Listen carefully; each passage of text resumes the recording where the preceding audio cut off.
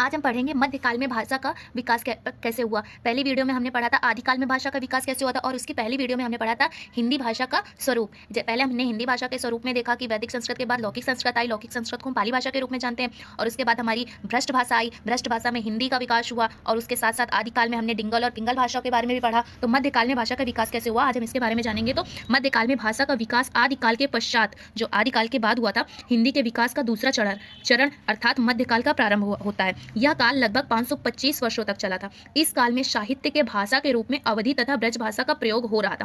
पहले तो हमने वैदिक संस्कृत पढ़ा, उसके बाद लौकिक संस्कृत पढ़ा, पाली भाषा जिसे कहते हैं, उसके बाद भ्रष्ट भाषा आई जो हमने हिंदी पढ़ा। हिंदी के बाद आई हमारी डिंगल और पिंगल भाषा। उसके बाद हमने अवधी तथा ब्रज भाषा का प्रयोग होने लगा था। इस काल को हिंदी का स्वर्ण युग भी कहा जाता है। ये कई बार क्वेश्चन आया हुआ है पेपर में कि किस काल को स्वर्ण युग कहा जाता है या मध्यकाल को और कौन से युग के नाम से जानते हैं, तो हम उसे स्वर्ण युग के नाम से जानते हैं। ये हमारा मध्यकाल में भाषा का विकास कैसे हुआ, तो मध्यकाल में जो भाषा का विकास हुआ था वो अवधी और ब्रज भाषा थी। बस इसके बारे में इतना ही, और हम आगे नेक्स्ट वीडियो में पढ़ेंगे आधुनिक काल में भाषा का विकास कैसे हुआ। Thank you.